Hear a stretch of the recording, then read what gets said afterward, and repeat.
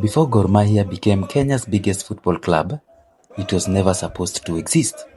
In fact, Gor Mahia was born because Luo people were fighting Luo people. And in 1968, several men walked into one house in Nairobi and made a decision that would change Kenyan football forever. They didn't know it then, but they were creating a giant. Welcome back to Echoes of the Luo. Today, we are not opening a grave or a marriage. We are opening a locker room. Long before Gor Mahia, there was Luo Union FC. It started in the 1950s, and it was strong. It won the very first Kenya National League in 1964. Players like goalkeeper James Yanga and Stephen Yongo were known across the country.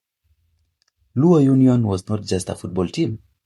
It carried the name of something bigger, the Luo Union Welfare Organization, a body built in Nairobi in the 1920s to hold Luo people together far from home, in a growing city that did not always make room for them. A team that was supposed to unite a community ended up doing the opposite. In 1966 and 1967, Luo Union broke apart. Some players left to form a new team, Luo Sports Club, also called Luo Stars. The reasons were the reasons splits are always made of: disagreements, pride, players who felt overlooked. By 1966, Luo Union was left out of the league entirely, while Luo Sports Club took their place. Some of the departed players did not even stop at Luo Sports. A few went further and joined an entirely different club, Kisumu Hotstars. Two teams from the same community, now enemies on the same pitch. And while Luo people fought Luo people, another club, Abaluya FC, now AFC Leopards, took the league titles that should have gone to a united Luo side. By the end of 1967, elders from Luo Union had had enough. They went to a man who understood unity better than almost anyone in the country at that time, Tom Mboya, a government minister and one of the men who helped build independent Kenya. The talks did not happen in a stadium or a government office.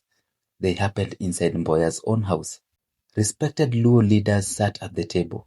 Among them, a man connected to Luo Union on founding years before, Jaramogi Oginga Odinga. Historians, elders, football officials.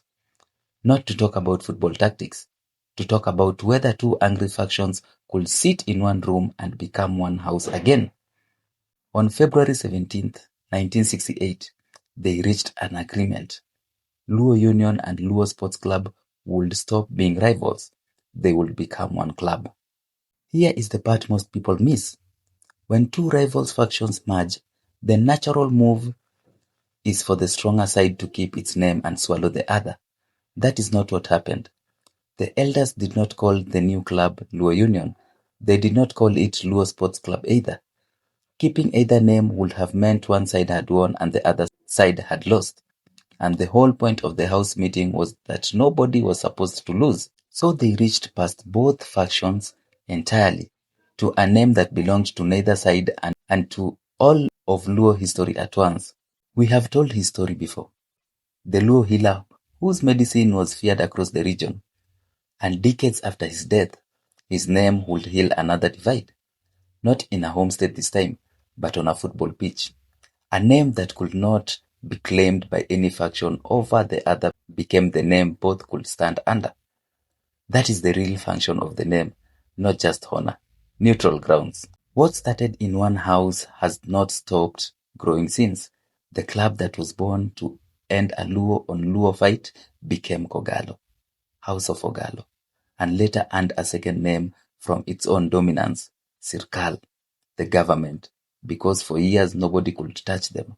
Today, Gor Mahia carries 22 league titles and continental trophy no other Kenyan club has ever lifted, and a fan base, the Green Army, with branches spread across the world. One split, one house, one name nobody could fight over. That is how you build something that lasts 58 years and counting. This is Echoes of the Luo. Ainya.